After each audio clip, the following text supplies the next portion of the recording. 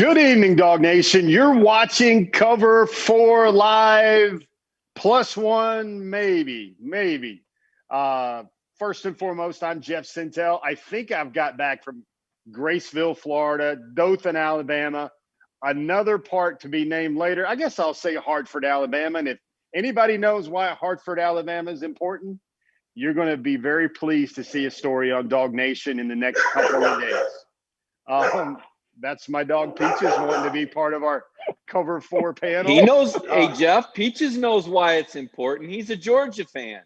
Peaches knows. He's speaking in dog language right now. Of course, Jeff, you were already going to visit a very important 5-star that we're all going to read about later on the pages of DawgNation.com. Right now, guys, you see the three of us. You see if I'm looking at my Brady Bunch view on my computer screen, there's Mike Griffith right there, kind of looking like Mike Brady right there.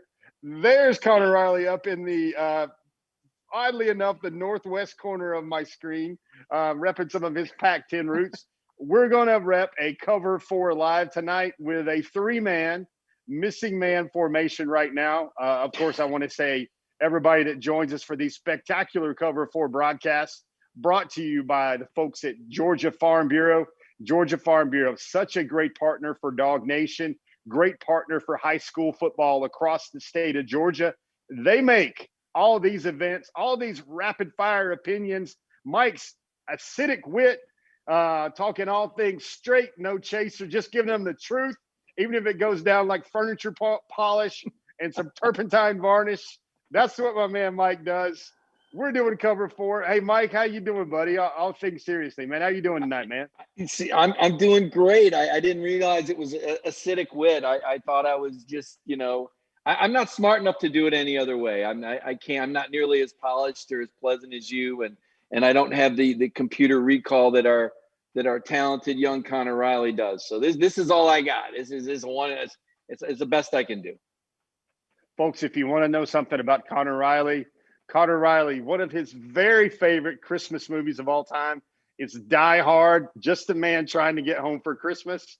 But it's tied with another one, Conor. Let the good people watching this tonight know what your maybe all-time favorite Christmas movie is. Oh, it's Home Alone. I mean, just the family dynamics in there. I believe the first half is better than the second half. How no one swings on Uncle Frank after he calls Kevin a little jerk at Christmas dinner, I guess Christmas Eve dinner. It's just unconscionable. It's something that keeps me up at night. But again, Home Alone, one of my favorites. I look forward to watching it every year. And I mean, Die Hard's a close second. Just a man trying to get home to his family, deliver some gifts, save the United States, save the Nakatomi Corporation. So all the fine linings of a Christmas film right there, wrapped up with John McClane and Die Hard. So there you go. Yippee-ki-yay, Cover 3. We're coming right at you tonight with all things Cover. All things Cover 3, Cover 4. So our first one, and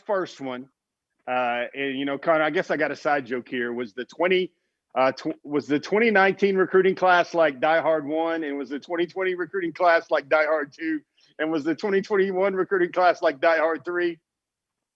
I would say not. I would say so. I think the Home Alone one is better. Where I think 2019 with George Pickens, is this real? Brandon Adams.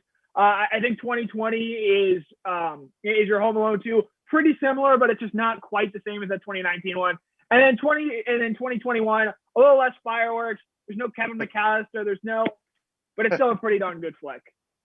All right. Speaking of that's what a lot of Georgia fans did on Wednesday when Donovan Edwards went to Michigan. Jimmy Horn Jr. went to South Florida, of all places. And then Dejan Nugget Warren, for some complicated reasons, decided to go play for primetime at Jackson State. And then the Hail Mary, trying to pull Mason Smith out of Louisiana like a flea dug in, like a tick dug in, like Jesse Ventura used to say in The Predator, was so very hard to do. But I want to ask you guys, let's get this thing started. I want to give honors to Conor Riley because he has been quoting some Home Alone and some Die Hard, and he played a pretty good parade announcer during the Xavier Sorey Jr. Macy's Christmas Day Parade type commitment special. Conor, I want you to think about two things. I want you to think about, A, give me the recruit on this class, on this signee list right now that folks will actually be talking about next year. But then also follow that up with the recruit that they will be talking about 3 years down the line? So the end of the line crew is pretty easy. I think it's Brock Vandagriff. He is very clearly, I think, the future of the Georgia quarterback position. But if JT Daniels comes back next year, Brock Vandagriff doesn't see the field. And I think you're okay with that. I think Vandagriff is going to be a very talented quarterback playmaker there for Georgia. Year one, it's a little bit harder. We saw this year, Broderick Jones didn't play a whole lot. Tate Ratledge didn't play a whole lot. It's hard to pencil guys in as first-year offensive linemen. I don't think that Xavier Sorey or Shmuel Munden are day one players at that linebacker position. In fact, I think if I had to pick one linebacker that'll see the field earliest, it might be Jamon Dumas-Johnson out of Baltimore. I think he's a close comparison to Tamani Rice there. I guess if I had to give one, I'll go year one. I think Nyland Green. I think some of the concerns at the cornerback position, especially if Eric Stokes and Tyson Campbell leave, that's a very thin position. I think physically he's ready. He's 6'2", 183 pounds. He doesn't necessarily have the top end speed that Campbell or Stokes have, but he does have great ball skills. He's played all over the field there for Newton High School, and Georgia hasn't been afraid to throw freshmen out there in the secondary. Tyson Campbell didn't have a corner position. Tyreek Stevenson did it sort of at a star position. So I think if I had to pick a day one guy, I think it's Nyland Green. Oh, Nyland Green. Nyland's Island. I guess folks will be having their Chucky dolls and they'll be eating their Skittles. Nyland Green, and then the Bulldog, maybe the Bulldog of Christmas future would be Brock Vandagriff. Those are very, very weighty selections. Mike Griffith. What you got down there, man? Who is the Bulldog that those witty, clever? I can't wait till I see him. The guy that I don't care what he's ranked. I got to see him do it in the SEC. Who's the guy that you're going to be writing about first? And then who's the guy you're going to be writing about the most over the span of their Georgia career? Yeah, Connor took mine. So I'm going to go with the other corner, Kamari Lassiter. I mean, he's from Tuscaloosa, right? I mean, this guy knows football. Yeah. Had offers from Clemson and Auburn. I'm with Connor, though. The cornerback ranks are depleted. I don't know if Nugget was a chicken and went to I'm not sure why he ended up going to I don't know what to say. I couldn't go there. I'm certainly not in my primetime mode right now. Mike, are you saying that Nuggets' decision to go to Jackson State was not warranted? It was not warranted? I just can't even. So I'm going to go with Lassiter because I'm with Connor. I think the cornerback position, there's obviously going to be some attrition there. I think Stokes and Tyson Campbell are going to go. I've got confidence in Jalen Kimber. Keely Ringo, we've talked about that, guys. Does he morph into the star or safety? He's a big guy, right? So we wonder where Keely will be when he gets back. So I think Lassiter or Green is going to be in that mix. And then I just, over the course of, probably not the most popular opinion, I'm going to go with Amarius Mims. I think this guy could be Outland Trophy material. This guy is a stud. I think this offensive line under Matt Luke is somewhat underappreciated. I know this year they didn't make the 11 semifinalist list for the Moore Award that goes to the best line in the country. I think that's the first time in 6 years Georgia hasn't registered there. That's going to be a source of motivation. But I think Mims is a guy that can, develop. I'm not ready to hand it over to Brock yet. I'm not even sure. I'm just not. I've got a lot of, certainly not next year, JT coming back, but I'm just not ready to count out Carson back. I think Carson is better than people. A year ago, guys, all we were talking about was Carson Beck. And it's not like he just suddenly got bad. It's, the guy won the largest classification in the state of Florida. That is probably without a doubt, it's one of the top 2 or 3 high school football states. And he brought it home at a school that doesn't typically win state titles there in Jacksonville. So, he's athletic, he's fast, he has a big arm. Brock Vandagriff is, dominating the private ranks, coached by his dad. There's just more for me to see from Brock. He's not the athlete that Carson is. Now I could be, he might win the job, but I'm going. Brock's a better athlete than Carson. I don't believe that. I think Jeff, Carson. Yeah. No it's a close call. I mean, it's a debate. I think Carson is a 6'4" guy with lots of wiggle, but let's see. I know Brock Vandagriff can punt. He was punting for about 40 yards per. He was the and kickoff he's guy. a weightlifter, right? So let's say this. Let's meet halfway, Connor. I think they're different athletes. Carson Beck's a hoopster. I mean, he beat the guys on the Georgia team in basketball. That when I think that he's that sort of athleticism, where I think Brock is, like Jeff said, the weightlifter, maybe more different football skills. But Carson, if you line him up and race him in the 40, I'm telling you, Carson will beat Brock. I think that's a safe. No, he won't. No, he won't. I don't think I can give you that one, Mike. I think I think Brock's timed about 11.3, 11.4 in the 100 meters. Long strider. He was a wide receiver his first year of high school football. Brock's just that guy that, I mean, he's the guy you look through all the athletic endeavors, all the athletic laurels, and he's going to hit about an 8 in a lot of those. Strength at the 1A level. In the 1A level, he hasn't played the competition that Carson has. I mean, time will tell. He went toe to toe with Gunnar Stockton, another 5-star quarterback earlier this year. You think you got to look for comparables there too. And I think if you compare Carson, and I think the world of Carson. I think the world of his work ethic, his leadership skills. I think that's the big area where I think Carson might have an edge over Brock, is just getting guys to like him, leading a group of men. And he's kind of already went through the psychological warfare, which is what a quarterback at the University of Georgia has to do, trying to prove himself, trying to, make his way up the depth chart a little bit. I mean, let's face it, Kirby gives those guys a lot of tough love, so they would be able to maybe not wet their pants or to not maybe get stage fright when they go walking into Neyland Stadium with 106,000 people yelling at them and giving them the boos. For me, this is a good question. I like the way Mike came up with this one. I think for me, I think the guy people will be talking about earliest would be Amarius Mims. And here's why I say this, because I don't know if Amarius is much more talented than a Broderick Jones. They're both terrific athletes. I hear from Athens a lot that Broderick's probably the best pass protector on the team right now, but he just doesn't have the weight necessary to be a plus type earth mover in the run game right now. He needs to get about 310, 315. Here's why I like Amarius Mims. It's because he's 6'8", but he's also going to enroll early, which means he's going to be there in January.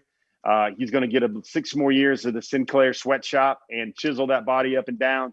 And then let's face it, man, whoever sees this 6'8", pushing 6'9" animal in the SEC playing tackle. I like Amarius to start out at right tackle, work his way into the 2 deep there.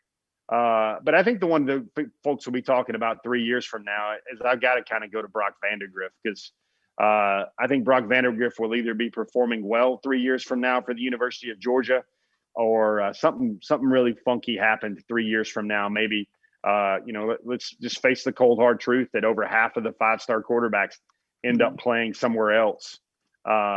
And end up playing somewhere else than where they originally signed with. That's going back to 2012, 2013.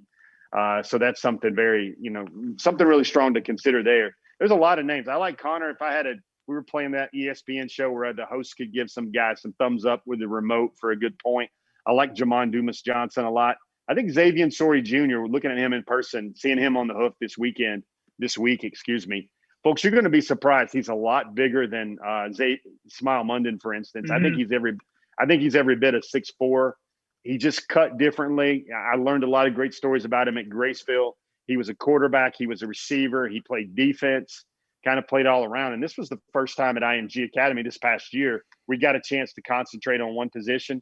I think maybe he can go outside linebacker, inside linebacker, and maybe split the knowledge between Coach Schumann and Coach Lanning a lot of times. But this is the point with this Georgia football team. If it's on the precipice of still competing for a national title, which I think would take place with JT Daniels, if they're that close, you really don't want any of these freshmen to be making a lot of noise, except perhaps on special teams, because I don't care how good these players are. You really don't want them as an 18-year-old in the SEC kind of being the bell cow for your program. So that right there, my friends, that is item one. Let's check that one off the list. Connor, I think you got a point. What would you like to add to this discussion? So I have two. One, on the Vandagriff thing earlier, Lincoln Riley is maybe the best quarterbacks coach in the entire country in terms of evaluating and developing talent there. He took Brock over any quarterback in this 2021 recruiting class. So that is sort of my sign of approval there. Two, another guy I think that maybe could potentially play early, another Brock Bowers, who is enrolling early now, and yes, coming into a tight end room that does have Darnell Washington, might get another guy that we're going to talk about a little bit later here. But he's a different athlete than what Georgia has in that room right now, and they can get creative with him and move him around a little bit. It wouldn't surprise me in the slightest if Brock Bowers is catching passes in a meaningful way sort of next year at Georgia. Brock Bowers, good one, because I think, the thing about him is he's about 6'3", about 230, and that's a matchup, dude, that there's not a lot of guys like that. I mean, everybody tries to tell me, is he a little bit like Brett Seither? Well, he's a lot faster than Brett Seither, and he's got a lot of wiggle as well. And this is an explosive athlete. I think when Mike Griffith, the esteemed beat writer down there in the southeastern portion of my screen, when he wrote about him being Mr. Everything, he really does check all the boxes there as well. Be very interesting to see how quickly he moves in. And I got to mention this name just out of respect. Jared Wilson, folks. Jared Wilson, the guard. I love talking about him. I love mentioning the phrase pillows with feet. We had him on Before the Hedges last night with Micah Morris. Those two guys are really, really dialed in, And they're the type of guy to me that just fits in with that guy that, it's kind of team captain material, the guy that's only going to have to tell him once. But then on top of everything else, he's going to be a physical masher and mauler as well. So there you go, guys. That's our first topic on Cover 4 tonight, brought to you by Georgia Farm Bureau. Like I said earlier in the broadcast, such a great partner of high school football, such a great partner here for DawgNation. In fact, you want to learn more about Georgia Farm Bureau? Well, this is the spot of Cover 4 that you've been waiting for. Let's check out a special message on tonight's program from Georgia Farm Bureau. Georgia Farm Bureau agents live, work, and play in communities such as yours and communities just like yours across our state. They support local agricultural programs and work hard to save you money on your home, auto, and life insurance. Find out more about what a Georgia Farm Bureau agent can do for you by checking out gfbinsurance.com. That's gfbinsurance.com. Georgia Farm Bureau, always the home team.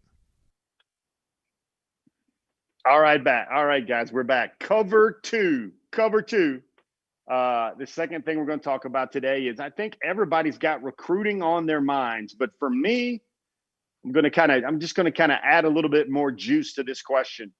For me, I wonder, who's the most important recruit for Georgia over the next year? And we're going to do something where I want you to take this question on, and you can consider, I'm going to give you no boundaries on this question. You could say, you can get really crazy and predict a transfer portal guy that's not even in the portal. You can think about the current roster. You could also think about the current recruiting class, or maybe even a guy to come later on that's still left out there for 2021. I want to start with Mike Griffith. Mike, you got the honors. I'm going to let you go to stride up the tee box on this one. For you, Mike, when you think about the most important pieces, there's some big names out there, a lot of targets out there. For you, who do you think is the most important recruit? Now, within reason, let's not go get crazy with some of these names, but within reason, those guys at the Senior Bowl, that what those guys are doing, their eligibility will be exhausted when they play in that All-Star game. For you, Mike, who do you think is the most important recruit out there to add a lot of juice to this Georgia roster?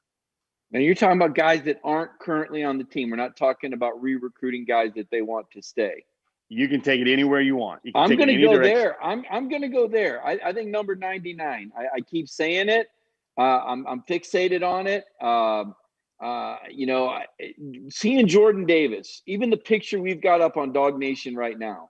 If you go to the DawgNation.com website and you see that picture of him in the Missouri game, I don't even know what to say, Connor. I mean, the guy doesn't even seem real. He's so big and he's so athletic. And even when he doesn't make the tackle, he still knocks you out with his knee in the back of your head. This guy he's a difference maker. He's a one-man wrecking machine in the middle of the line of scrimmage. He totally wipes out the run, tackle to tackle against whoever you play.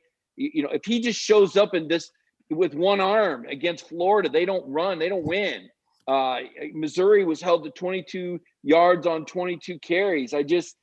I just think it's got to be all out for Georgia to keep Jordan Davis. I think he could be the difference between a national championship and not a national championship next year, because there's just nobody like him. That's the guy. And if he comes back, I think he can move into the top 5 in the NFL draft and win an Outland Trophy. He's just an amazing dominator, and I think he's the most important guy that you have a realistic shot at keeping. He's currently not rated in the top 10, according to Mel Kiper Jr. on the defensive line. And Mike, you kind of think that way because you think there's a glimmer there of hope where you're not seeing Jordan Davis's name kind of pop up on all those boards, right? That it's not a surety if he's not a first-round pick that maybe he jumps to Roger Goodell's league right now, right? Yeah, no, it's not a certainty yet. I mean, he would certainly be a guy who you could say, could Jordan Davis play in the NFL? Yes, he could.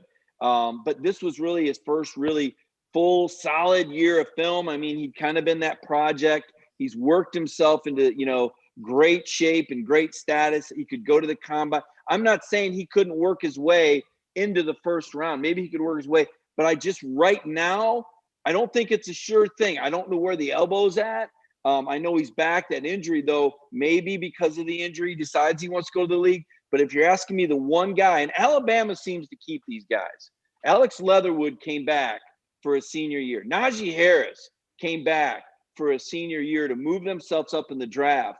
And to me, Jordan Davis has a chance to be a very special top 5 NFL draft pick, just a complete dominator.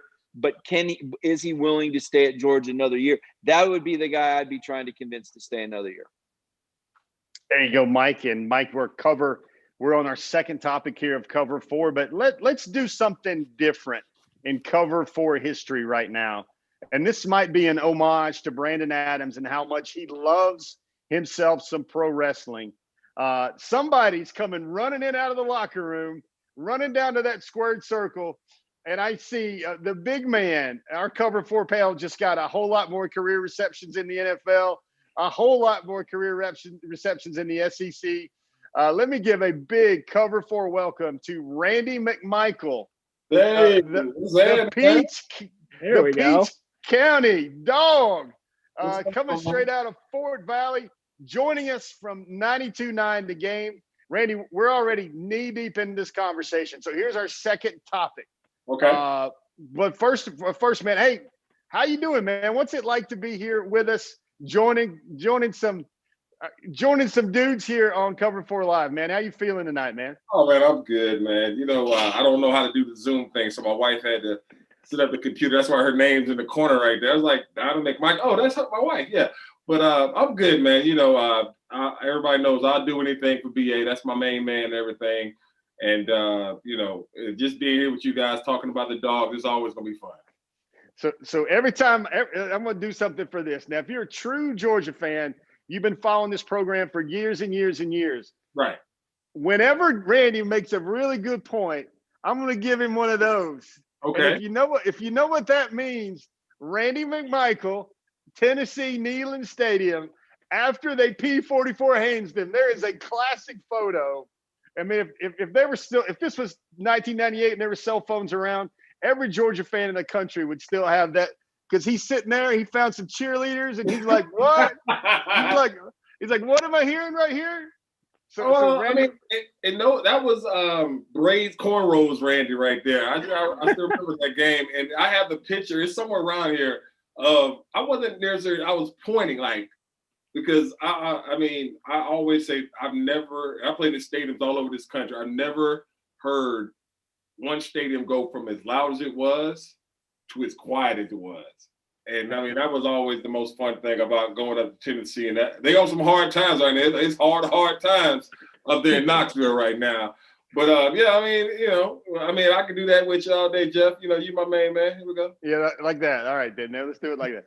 But man, Randy, you don't know how many Georgia rooms I've seen that picture in around the Southeast. Man, that thing lives on in infamy. I even remember seeing somebody had their tailgate mix. I think I saw this in Jacksonville one time. They had their tailgate thing when there used to be, Connor, something known as a CD that you would pop into a thing and you would play. Never heard of them.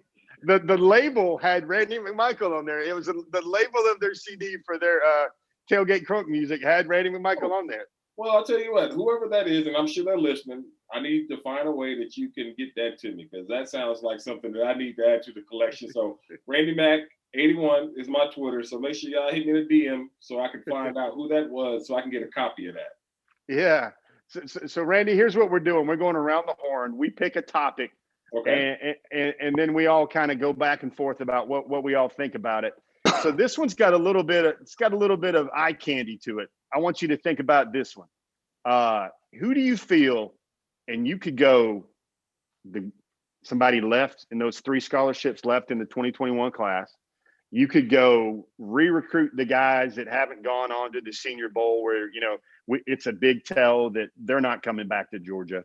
Right. Or you could go, there's a name out there floating around, maybe wanting to test that portal waters. But the question is, Randy, who do you think is the most important recruit remaining for the 2021 Georgia football team? Well, I think the one thing about me is that I don't really like y'all guys. Y'all dive into it, and I'm all about show. Show me what you got in them silver britches. I know everybody's a great high school player and all that. I can give 2 doggone dams about it. But I think that, when you look at the rumors, and of course it's about Arik, the tight end from LSU, straight up 75 out of Marietta as far as the tight end position. And, I look at it like this. If I'm a tight end and I was a no-star recruit, I came in here, wasn't promised anything, had to work my butt off and everything and everything like that. He has gifts that are first-round ability gifts. But if I'm a tight end, why am I coming to Georgia? And what have they showed me about using the tight end position at Georgia so far? Now, I'm not saying it can't change. I'm just saying, just look at it. And I've watched him play. He is a great, gifted athlete. He is Kyle Pitts-esque because he as big as he is, he's bigger than Kyle, but he just is a fluid athlete. Saw Darnell Washington last weekend against Missouri, and that is something I've been begging for. Not just because I'm a tight end, I just know that could be a weapon in his offense.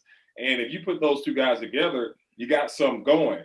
But you don't use one, so how are you going to use 2? And I will always say that I think it will be a situation where an offseason with, Monken and his offense might change that. But if I'm sitting there like, if I'm the number 1 tight end, because he's the number 1 tight end for that class last year, and we have the number 2 tight end in that class last year, and I come in to try and showcase a talent for an offense that hasn't featured the tight end yet, we'll see. So Randy, you got me doing this a little bit there. Don't be doing a little bit of this right there on that one. So I got to ask, man, here's my thought. Why don't you just walk Gilbert over there to the wide receiver room, make him Cortez Hankton's guy?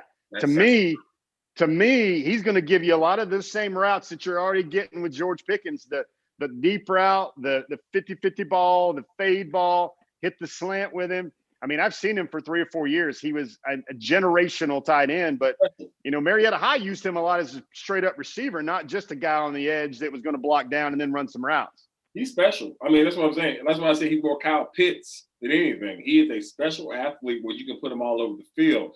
And so if you're trying to sell, and I know Kirby, so I know, and him trying to sell him on that is the versatility of that. And that is, the something that we've lacked at that position as far as you want to call it the tight end or an H-back as the old school's term, an H-back, a guy that can play all over the place. Because I don't think Kyle Pitts will be an inline tight end in the NFL because he'll get tossed out the club.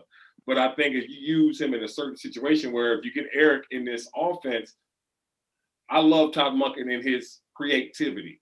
I think they'll find a spot for him to make plays. But if you're gonna come in here and play like the rest of our tight ends play, I'm not coming here. So Randy, good.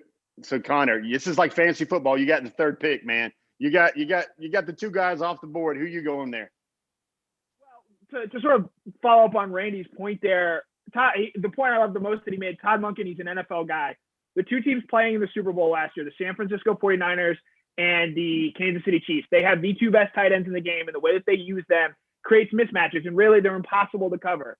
I think the point Randy made about Monken maybe having a full offseason to integrate those guys in, because the reality is Georgia didn't have that this year. No college football team did. So it's a little bit tougher to work in, I think, the NFL vertical passing concept that Monken really wants to work in when he just didn't get a chance to do that. So if Gilbert comes in when he does, if he comes in January and he's there for spring practice, he's there all offseason, I think maybe Monken could potentially cook something up with him. But to Randy's point also, they have to move him around. They can't just put him on the end of the line, sort of like they've done a lot with Darnell this year, and just say, hey, you're going to run the 3-4.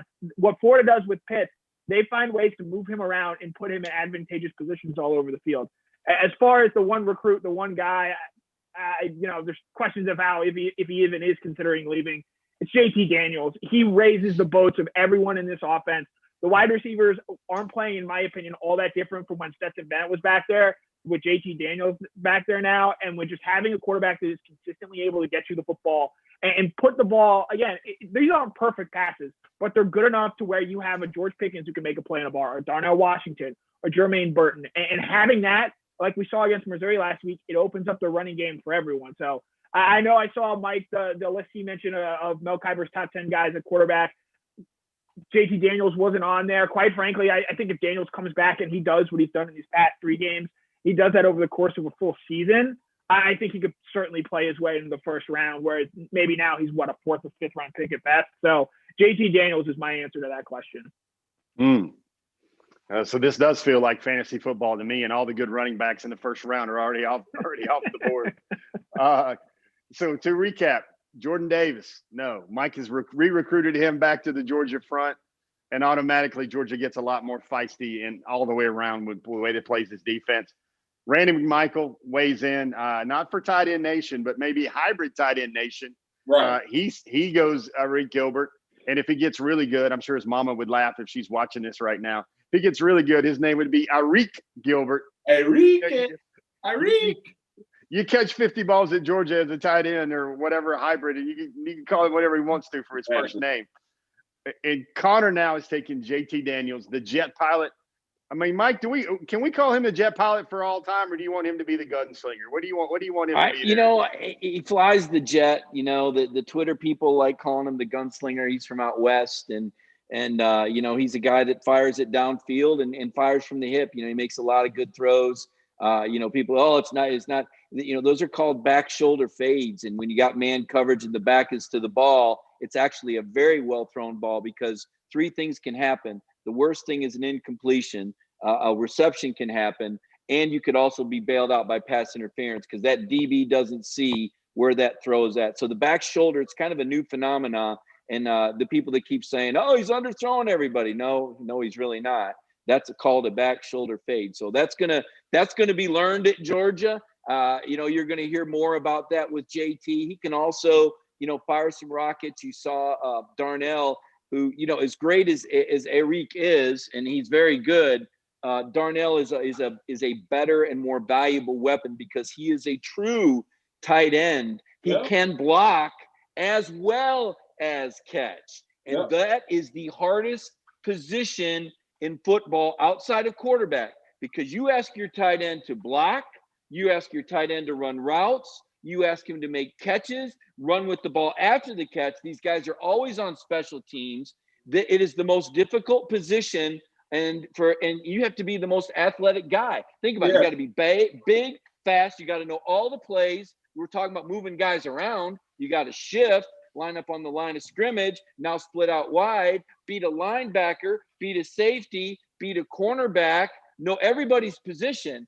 So to me, and the fact that Darnell can destroy you as a blocker, that's, Connor, what creates the issue. Because if it's Arik Gilbert or if it's Mr. Everything, the 230-pound freshman, you line up and say, this guy ain't moving me. But when you got a guy like Darnell, he can blow you up, and you better dig in. And when you go to embrace and he slips, now he's a receiver. Now you got trouble. You really don't know what Darnell Washington is doing play to play. But with some of these hybrids, it's a little bit more obvious. And yes, they create mismatches, but I still would take Darnell Washington over Arik Gilbert if I were buying an NFL stock. That's a great point. And Mike, I love everything you said, because you're spot on 100%. But to Connor's point, Arik, he's a different animal though. But it's all about how you use these things. I mean, you can have all these toys and all these options and everything, but if you don't use them in a way that makes you successful, you just got a whole bunch of dust on them because you're not using them the way they need to be used. And right now, when you look at Georgia at the tight end position, I love McKitty. I love the fact when he transferred, we know he's banged up when he got here, but you've seen the opportunity that he's gotten. To Mike's point about the back sure to fade, they can't win championships like that though. And as much as I speak for myself, I loved what happened in the Missouri game as far as them making plays and him giving them shots down the field. You can't win. You got to have concepts. And JT will probably learn that if he comes back, because I think if he goes out and balls in this, where we're going, peach or orange or whatever bowl, and he goes and have a 4-touchdown, 450 game, he going to listen. He going to listen. Yeah. He going to listen. I'm not saying he's going anywhere, but he's going to be, and so, until they get those concepts, and it comes with time, because like y'all said, it was no spring practice. It was none of those things. And then he was hurt majority of the time or not ready to play. So I think if they find a way to, get him more comfortable in offense, if he comes back, I think that'll be fine. But, I mean, I didn't know stuff from y'all because y'all are the insiders and y'all know this. Y'all keep talking about Arik. Y'all know something that I don't know? Because, I mean, y'all keep talking like he going to be up in the red flag. Y'all keep saying that. So do y'all know something I don't know? Yeah, I think he's coming. I've been leaning on that. I think Jeff has heard that as well. This is a guy, obviously, Georgia recruited really hard out of Marietta. Jeff, you can tell the recruiting story.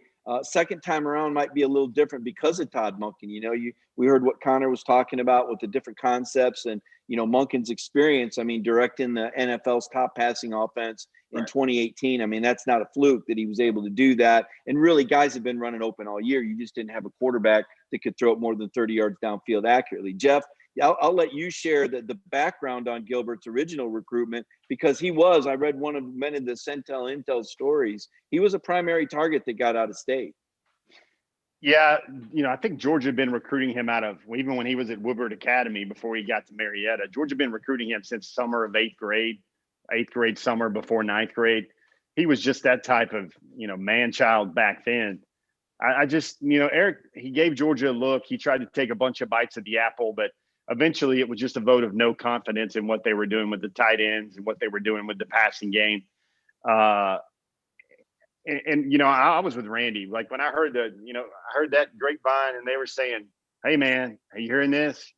I was just like, man, if he's homesick, I mean, you can get to Clemson, you can get to Alabama. That's only about 2 more hours than it is to Athens, and right. That'd be a great match for his skill set. But I guess you could look at that and say the heart wants what the heart wants. But now I got to get to my answer here and stay on point with our cover 4. So I got Jordan Davis off the board. I got the 2-gap tackle off the board. I got the potential luster of, I think, and I'm just going to let this one go, and everybody can have fun with this on the timelines if they want to and on the comment threads. But if you get Arik Gilbert somehow in that Georgia offense, I don't know if he's not the most complete receiver on the team pretty quickly with what he can do. Yeah. And then you got JT going, I guess I got to go and play my role, my card here.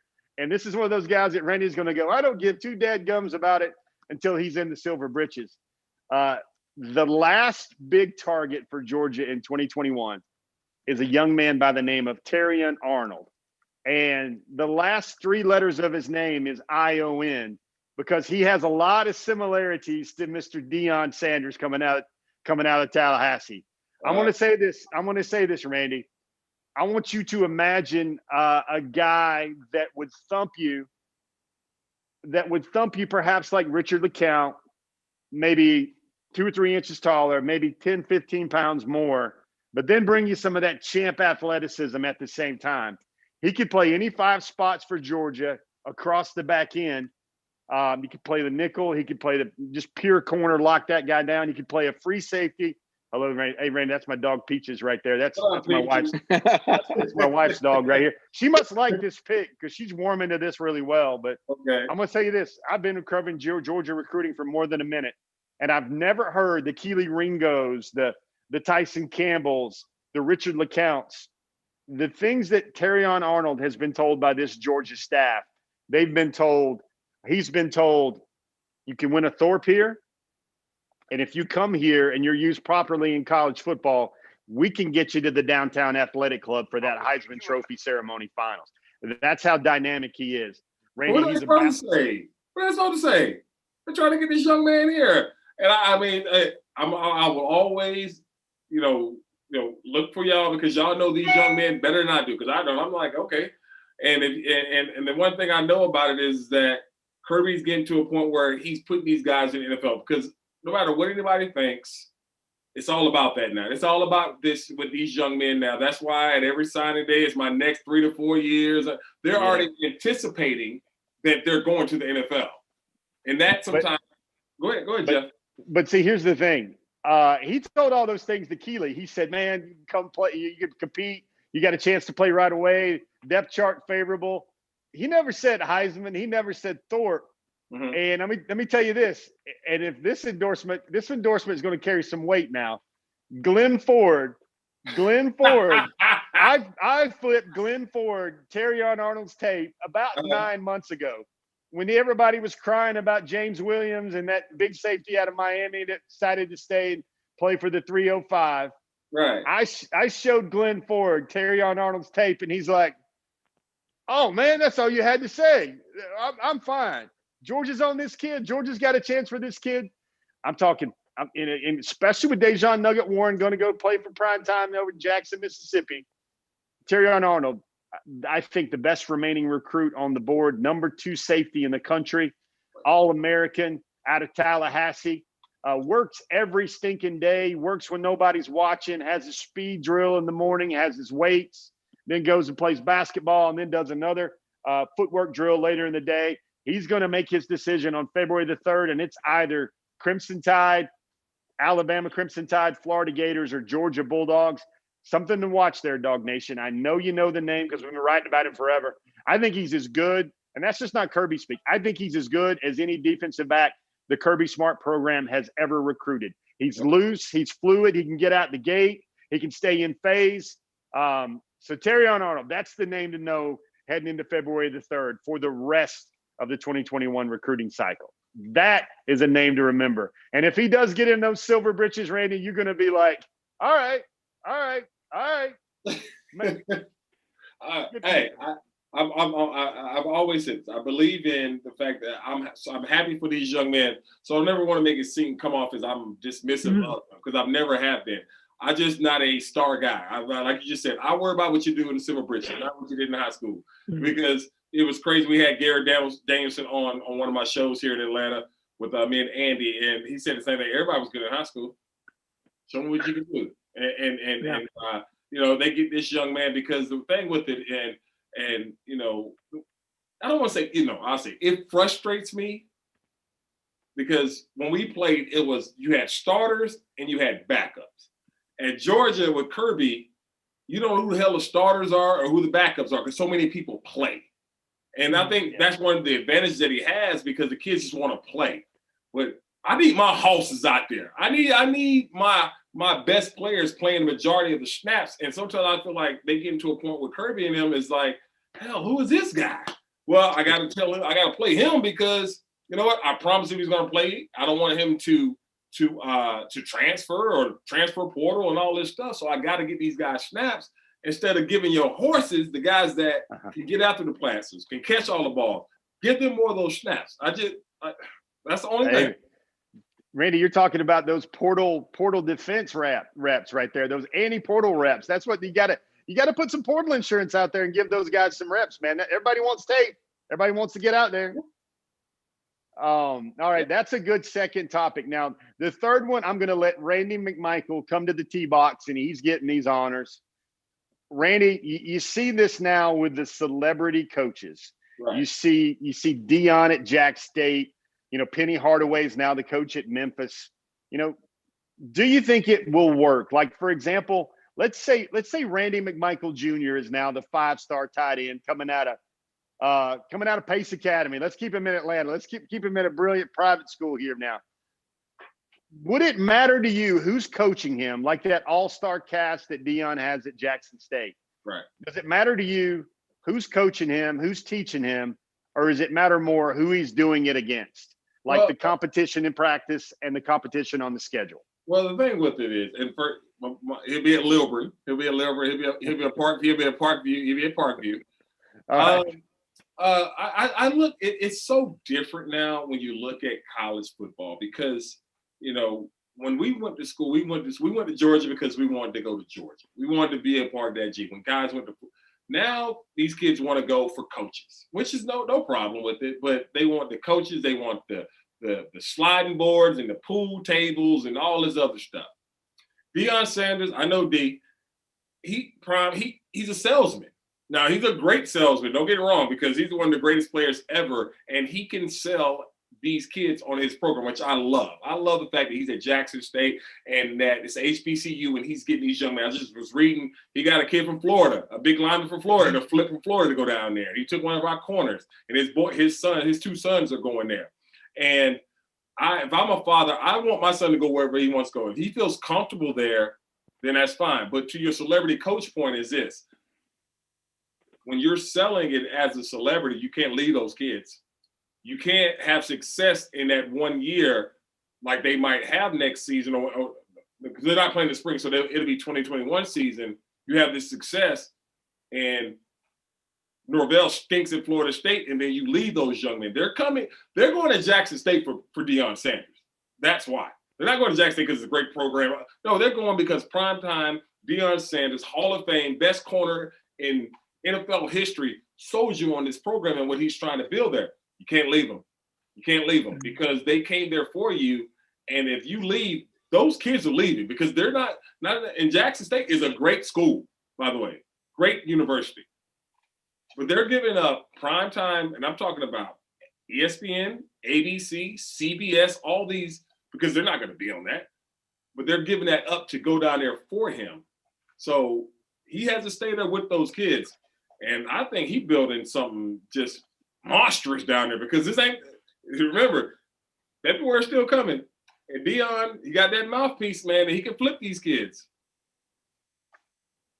Good points there all around. Mike, what do you think, man? Do you think it's more important the iron sharpens iron of the SEC and then inside that practice bubble and then that SEC slate? Do you think that's more important? Or do you think it's having the GOAT, the greatest of all time?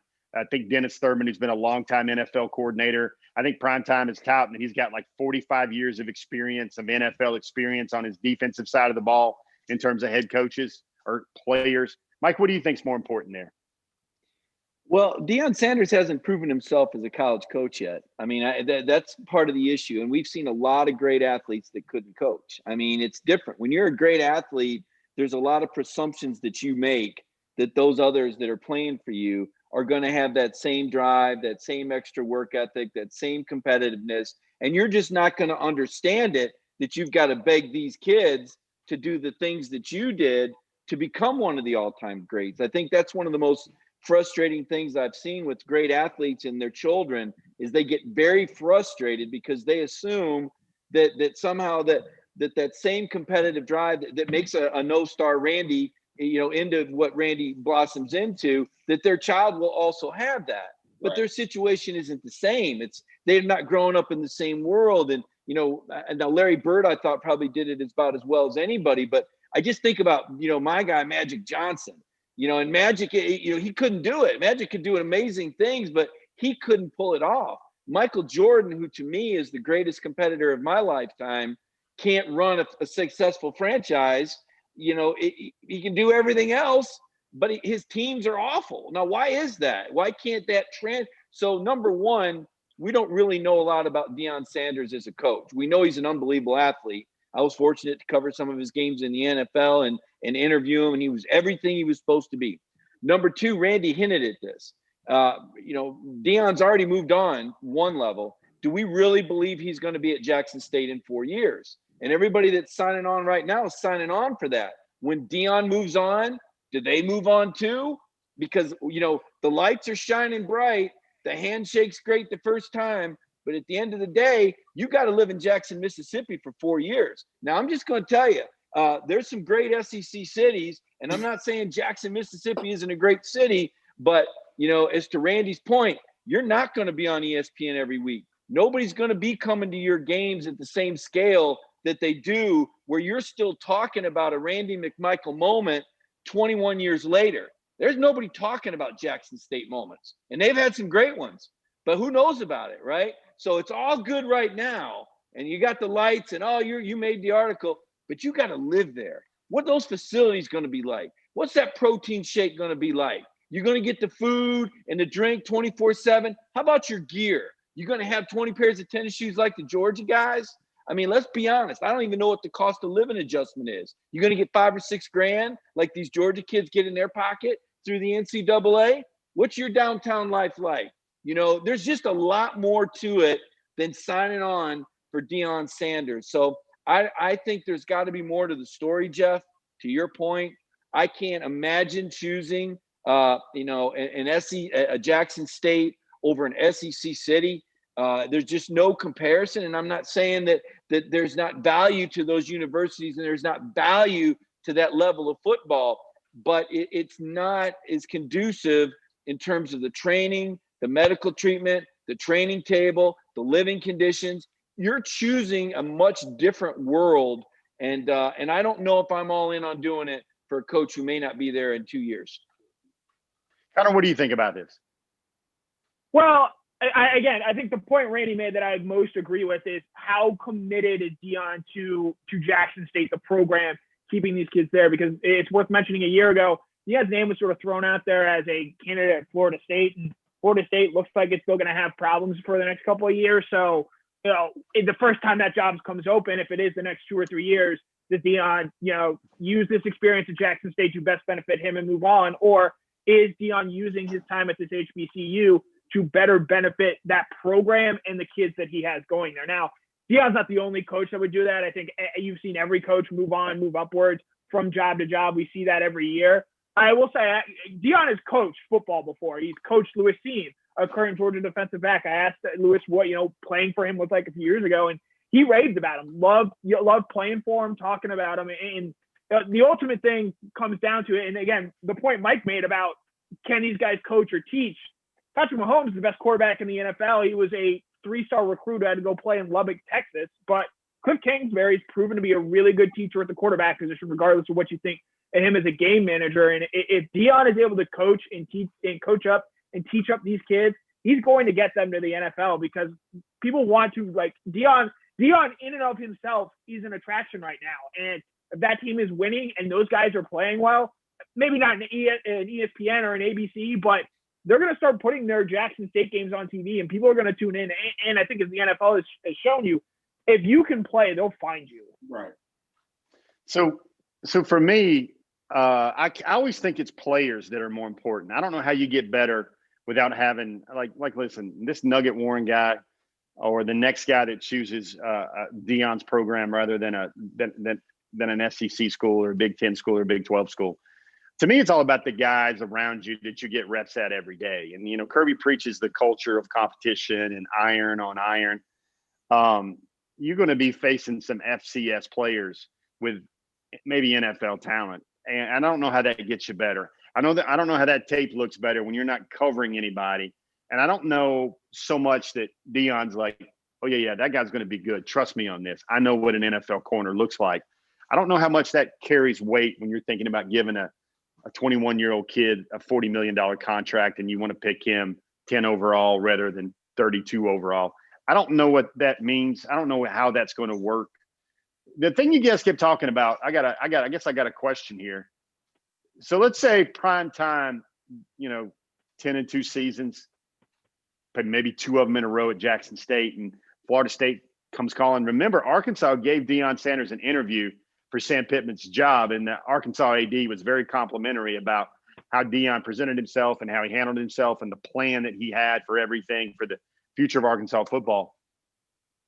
But Mike, Connor, jump in on this if you want to, but the one-time transfer rule would exist, and what's to keep primetime from hopping from Jackson State to Florida Atlantic or Florida State, and then bring a couple of his best players along with him, because that would be A, your coach left, B, you'd be moving up a level. When would the NCAA ever stop a kid from going from Jackson State to a Florida State? I mean, theoretically, it's within reason for them to think he could bring a lot of those players that are NFL grade that rolled the dice to come with him, and he wouldn't leave them hanging. I think that would be possible under the auspices of the NCAA. Well, the thing, I see where you're going, Jeff, with that is because you look at it as a package deal. Because, like I said earlier, Deion's going to get more kids. This ain't this thing that we saw yesterday and today with him flipping Georgia recruits and Florida recruits and other 4- and 5-star guys wanting to go. This is nothing new. This is not going to, as long as he's there, he's going to get those guys. Granted, they win, and I think they will win because you look at the talent that he's accruing. Those type of players don't go to the schools that Jackson State is playing, and so when you find those level of players that are going to go there, they're going to win games, and it's going to up his profile, and it's going to get to a point where he's going to, it could have been just like, let's bring Deion in just to see where he's at when Arkansas or Florida State, all those things, because it's always about, a lot of times after that first interview you get, they fill you out when you get your first head coaching interview. If you don't get it, it's a fill out process. Now we're going to come back for your second interview because the job's open again. What did you do at your first time as a major college football head coach? Oh, you won a division. Oh, you recruited these guys. Because you imagine what he's going to do and what he brings to Jackson State. You don't think Florida State, though, like you see our facility, like y'all were talking about, our facilities are this, are that, are you don't think he can bring better players because he's Deion Sanders? That's the whole key. I don't know, and I don't think Deion would ever bail out on these kids like that. Mm-hmm. But that's something that you always got to keep in mind because with college football always do that. Coaches go as they want to. Players, they're the ones that suffer from that. I don't think Deion will, especially with his boys there. If his sons weren't there, but because his sons are there, it's a possibility he might stay a little longer. Good points there. Do you guys know who Edward Waters is? Tell me, Michael. It's the first team on Jackson State's schedule. It's garbage. That's the name of the team they play on February 21st. Edward Waters. Maybe it's not a team. Maybe it's one guy. I don't know. Edward Waters, right? It's like Hampton Inn. I didn't know hotels had college football teams. But seriously, you ain't got no competition. Why does everybody come to the SEC? Because they want to play against the best. Right. And there's no two ways about it. This year you got a bunch of garbage, right? There's not intra-conference games. So you got Iowa State and the Big Ten. Oh, we're just as good. Yeah, right. You're not playing anybody out of your own darn league, right? At the end of the day, guys, 14 SEC teams have played in the last 13 national championships. That's fuzzy math. That's right. There's been games twice where two SEC teams met in the champion. Nobody's even close. So I get the appeal of Deion. I suppose the ultimate answer is it can work for some people, but the cream de la cream, the best of the best, you got to be at a school. Penny Hardaway can pull it off because he's at Memphis. Right. And it's a legitimate, bona fide, established school. If Deion was at Florida State, I would put more credibility. But the fact that if you look at Deion Sanders' personal life, it has not been the most stable. And two, I don't think being a college coach is nearly as easy as these guys make it look. There's going to be a lot of headaches ahead for Deion Sanders and that staff, just like there is for every coach. And I don't know if Primetime is going to have the patience. And the fact that he hasn't invested 20 or 25 years of his life to get to this point, like a lot of these other guys, he may not be as committed to staying because a lot of this has to do with how much you've invested. I mean, I look at a guy like Conor Riley sitting here, and I know everybody looks at him as just some young guy, but Conor's invested a large chunk of his life into knowing sports, into becoming a professional journalist. And like he just walked out of college, he's been striving and working hard as a college. He worked his butt off to get to this point. So is Jeff, just like Randy telling you about his no store story. He's not just sitting there out of nowhere. This guy's invested his life to wear those colors and to have that resume. But when you just walk in and you've only been a coach for 1 or 2 years, it's that much easier to walk out if things go wrong. So I'm just not sold that Deion Sanders is even going to be a coach in 5 years, much less at Florida State or Jackson State, based on his history. Well, Mike, for me, I think it's all there's going to be one clear thing is Deion's going to spend 2 years at this. And it's really a big job starter kit. Let's look at it what it is. It's a big job starter kit. Right. And And to get to that resume that the Arkansas coach, or maybe the next opening at Mississippi State, maybe the next opening somewhere, in the Atlantic Coast Conference, they're going to go, now you got something. And then tell me which coordinators you're going to bring, what kind of staff are you going to build. I think the main thing he's got to do to get some equity in his coaching career is he's got to figure out he likes to recruit, and he likes to, babysit some of these kids, and maybe he gets a 5-star quarterback to come play for him at a school like that.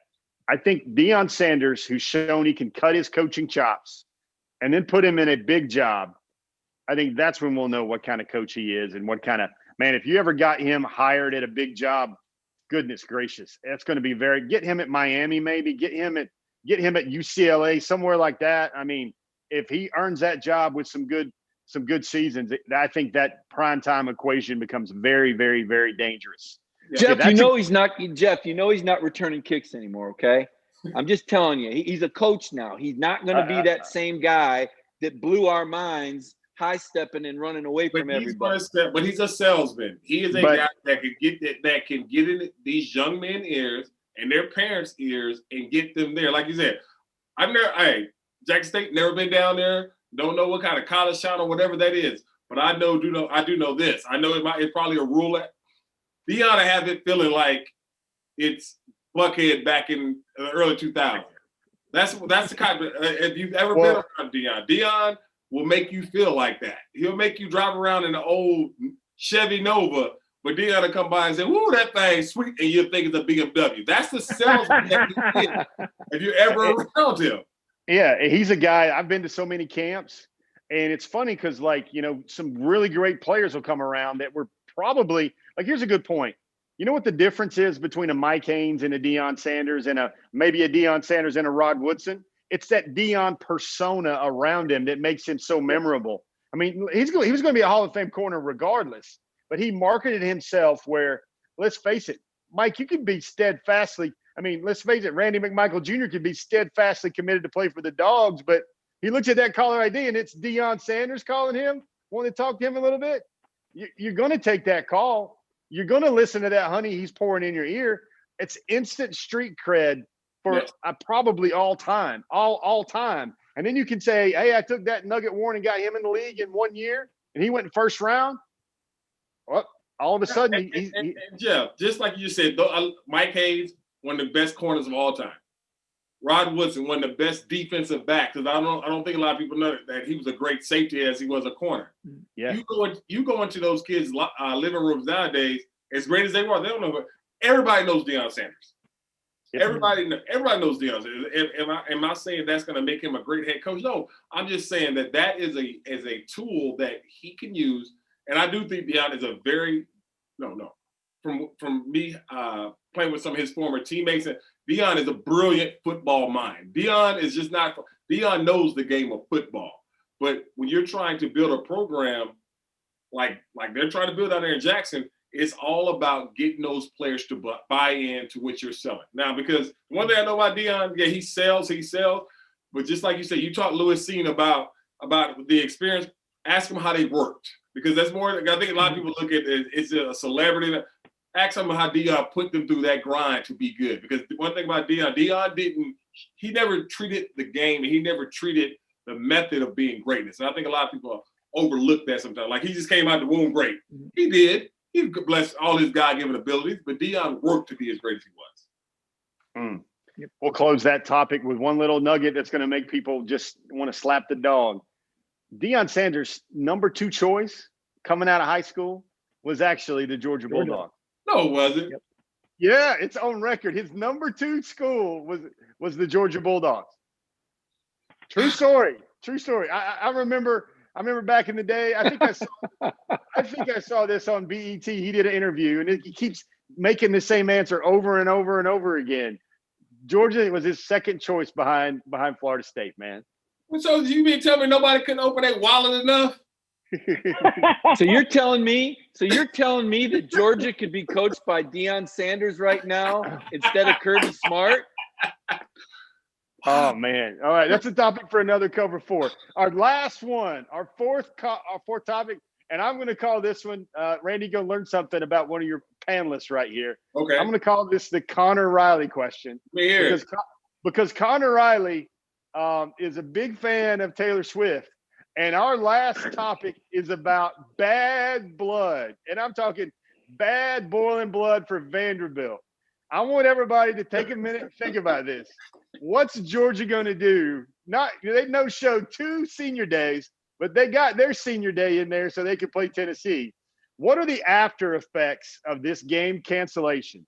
Should Vanderbilt get some SEC fines? But more importantly, should Georgia, feeling like that they want to get the jet pilot going, and might be Carson Beck next year or whatever, should they try to hang 60 or 65 on Vanderbilt as a way to say, thank you for taking away our senior day? Connor, the bad blood question. What do you say, sir? I don't think so. I think Georgia could get 50 or 60 on Vanderbilt, regardless of whether it was Matt or not, especially next year. They've hired Clark Lay to be their defensive core, their new head coach there. It's a turnover. From the second Vanderbilt fired Derek Mason after game 8, I guess the Missouri game, they were done with this year. They didn't want to continue playing. Now, I think the school ultimately decided to give the seniors their senior day, but they pretty clearly wanted no part of Georgia, and it sucks for the seniors flat out. I know as a high school player, and I hate to bring up my football credentials when I'm on with an NFL great like Randy Mcmichael, but like my senior day meant a lot to me. It was a big win. It was a big moment for our school. And for these guys not to get that opportunity, it really sucks and it's unfortunate. But 2020 as a whole has been unfortunate and it sucks. And it's just one of the facts of life. It's a curveball of life that they've given. I don't expect Georgia to carry this grudge into next year. They're going to be better than Vanderbilt. They'll be able to score as many points as they want to, whether they're motivated or not to do so. At the end of the day, I think it's really unfortunate what happened to these seniors, but I don't expect this to be some bad blood tearing up the Vanderbilt logo when they're in Nashville next year. Yeah, it sucks, man. And because we know that, Georgia, we were going to ramrod Vanderbilt this weekend. We know that. But to Conor's point, I think it was just all about the senior day. I hated that I didn't get to experience it because I left as a junior, and most of the seniors that left that year were all my classmates. We came in as freshmen, and now you see these. We didn't do that then. If as a junior, you didn't walk with the seniors, but nowadays you see it all the time now. So if I would have did that, I mean, I'm sure Coach Rick, if I would have went to him and asked him, I'm sure he would have said, Randy, you can leave with your class or whatever. But I mean, how can you hold anything personal against Vanderbilt? I mean, they're just in a bad spot, man. They really are.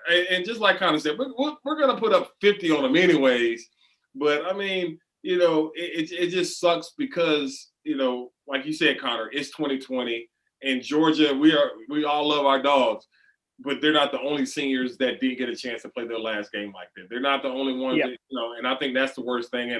And I'm sure that Kirby and the administration are trying to figure something out, not necessarily a game, but something for these young men to, just to show their appreciation for them, because they have been, on one of the winningest blocks ever at Georgia, and so I'm excited to see what Kirby does, because if I know Kirby, they'll figure out something how that us as dog fans can celebrate these young men.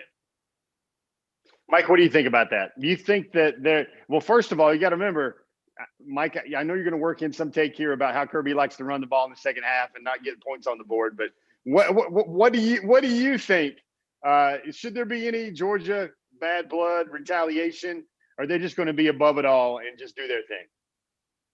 Well, unlike Connor, I don't mind bringing up my high school career.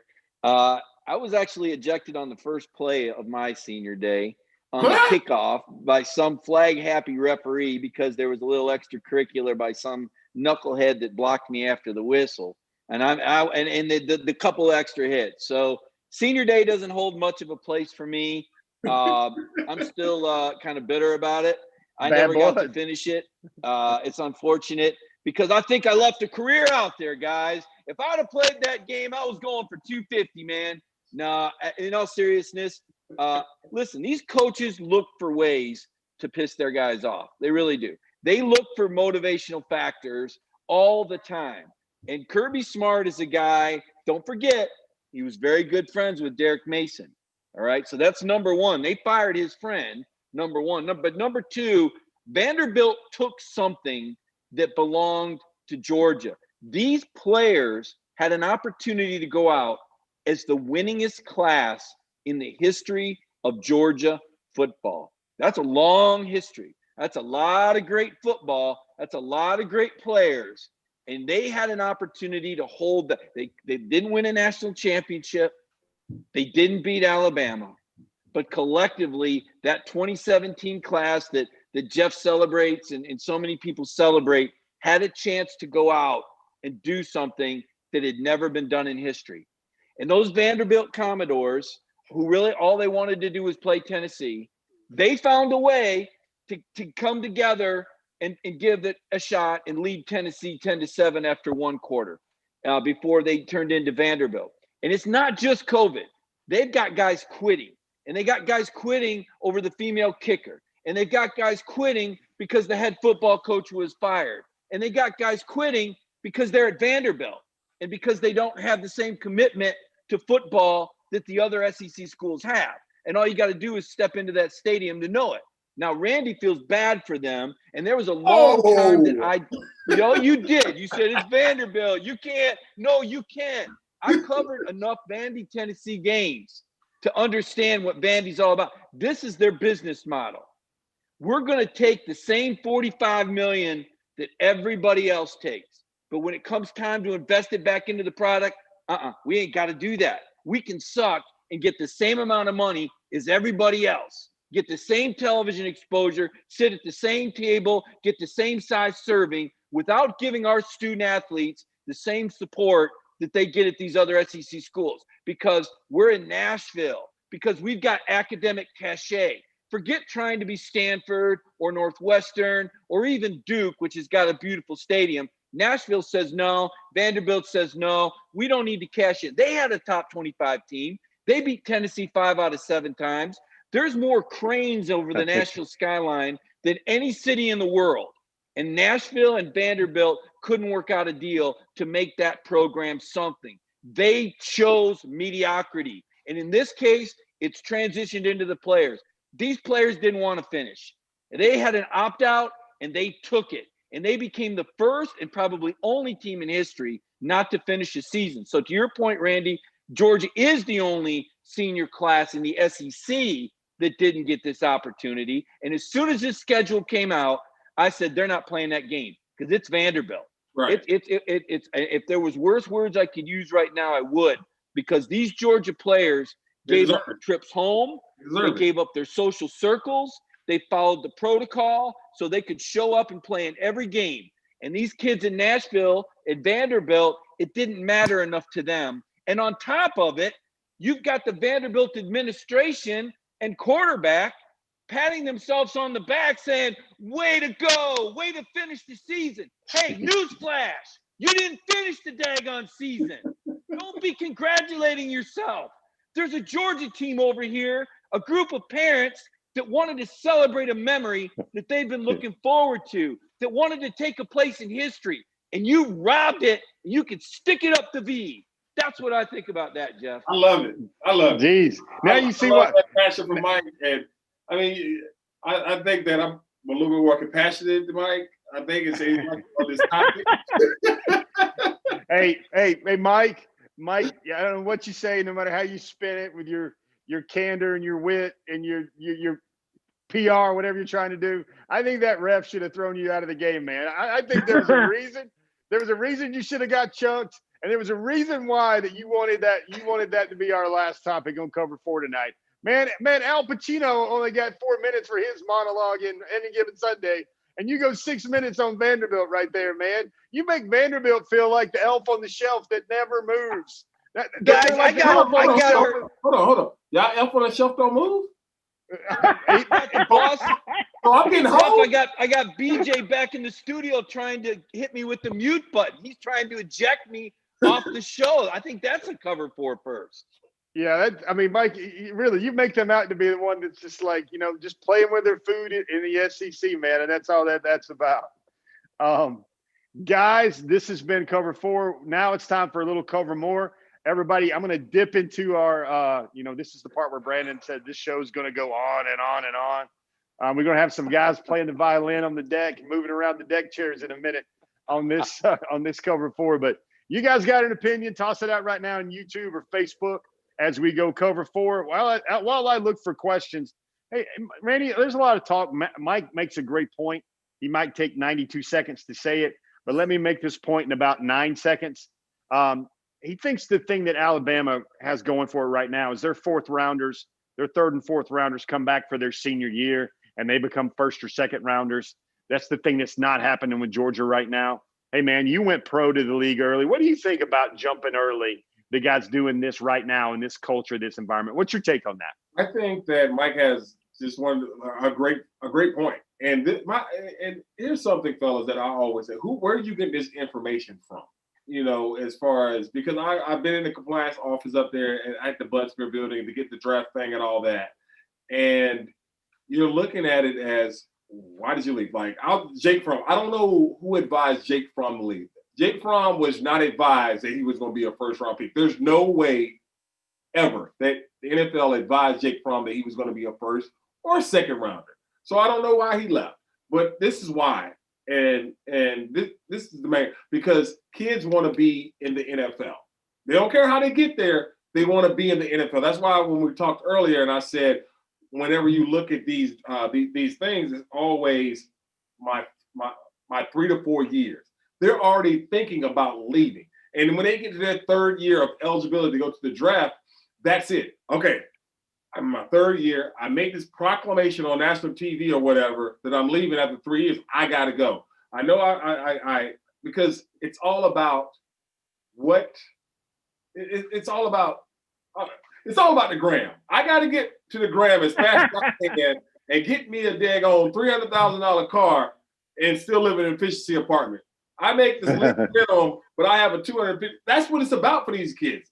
A lot of them. That's why you see them make this mistake over and over and over, because everybody and I will always say, chase your dream, but make sure it's the right time to chase it. Don't chase it just to chase it because you got an opportunity, because you're eligible to go to the NFL. Make sure you're right in what you do. And I think that's the biggest problem nowadays. Hey, guys, we got some good takes.